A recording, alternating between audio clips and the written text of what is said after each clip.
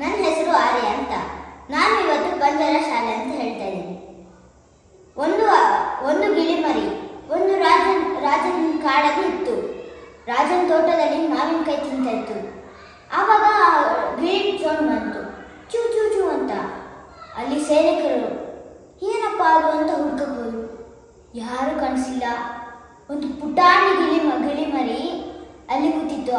ಆ ಸೈನಿಕರು ನೋಡಿ ಓಡಿಸ್ತಿತ್ತು. ಹೊಡಿರಿ ಬಡಿರಿ ಅಂತ ಹೇಳ್ತಾ ಇದ್ರು ಸೈನಿಕರು. ಆಮೇಲೆ ಅವ್ರು ಏನು ಮಾಡಿದ್ರು, ಆ ಗಿಳಿಮರಿ ಅವ್ರ ಅಪ್ಪ ಚಿಕ್ಕಪ್ಪ ಎಲ್ಲರೂ ಕರೀತಿದ್ರು, ಬನ್ನಿ ಹಣ್ಣನ್ನು ತಿನ್ನೋಣ ಅಂತ. ಆವಾಗ ಆ ಸೈನಿಕರು ಕೇಳಿದಾಗ ಇನ್ನೊಂದು ಇಬ್ಬರು ಸೈನಿಕರು ಬಂದರು. ಆವಾಗ ಆ ಗಿಳಿಮರಿನ ಓಡಿಸ್ತಾ ಓಡಿಸ್ತಾ ಓಡಿಸ್ತಾ ಹೋದರು. ಸಿಕ್ಕೇ ಇಲ್ಲ ಮಾರನೇ ದಿನ. ಆದರೆ ಆ ಅಕ್ಕಿ ಇನ್ನೊಂದ್ಸತಿ ಬಂದೇ ಇಲ್ಲ. ಆಮೇಲೆ ಬಂತು ಆ ಸೈನಿಕರು ನೋಡ್ಕೊಂಡೇ ಇದ್ರು ಯಾವಾಗ ಬರುತ್ತೆ ಅಂತ. ಬಂದಾಗ ಮತ್ತೆ ಓಡಿಸ್ಕೊಂಡು ಹೋದ್ರು.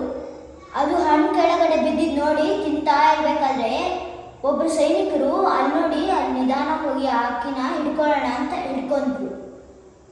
ಆದರೆ ಆ ರಾಜ ಹೇಳಿದ್ರು, ಈಗ ಈ ಗಿಳಿಮರಿನ ತಂದು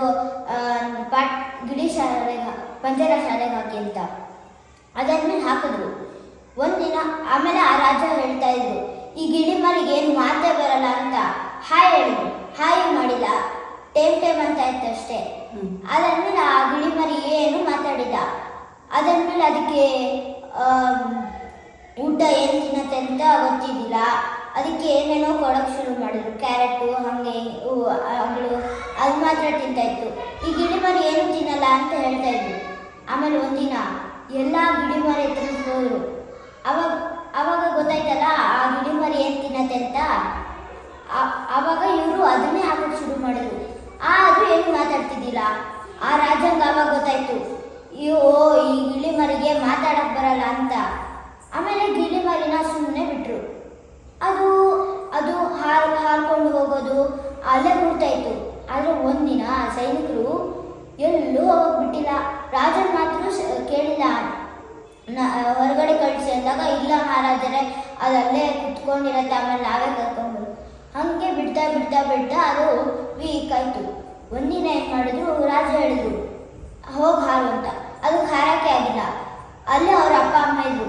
ಎಲ್ಲರೂ ಸರಿ ಎತ್ಕೊಂಡು ಅವ್ರಿಗೆ ಅಲ್ಲಿ ಒಂದು ಮರದ ಮೇಲೆ ಇಟ್ಟರು.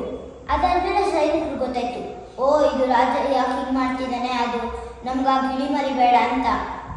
ಆಮೇಲೆ ರಾಜ ನೋಡ್ತಾ ಇದ್ರು, ಈ ಸೈನಿಕರಿಗೆ ಗಿಳಿ ಬೇಡ, ಅದಕ್ಕೆ ಅವರು ನೋಡ್ಕೊತಾ ಇದ್ದಾರೆ ಅಂತ ಬಿಟ್ರು. ಆಮೇಲೆ ರಾಜ ಇನ್ನೊಂದ್ಸತಿ ರಾಜನೇ ಚೆನ್ನಾಗಿ ನೋಡ್ಕೊಳಕ್ಕೆ ಶುರು ಮಾಡ್ದ. Thank you. ತಪ್ಪು ಕೆಲಸ ಮಾಡಬಾರ್ದು. ಅಂದರೆ ಇವಾಗ ಗಿಳಿಮರಿ ಇಟ್ಕೊಂಡು ನಾವು ಅದನ್ನು ಚೆನ್ನಾಗಿ ನೋಡ್ಕೊಬೇಕು. ಇವಾಗ ನಾವೇನಾದರೂ ಹಂಗೆ ಸುಮ್ಮನೆ ಬಿಟ್ಬಿಟ್ರೆ ಅದು ವೀಕಾಗಿ ಸತ್ತೋಗ್ಬಿಡುತ್ತೆ.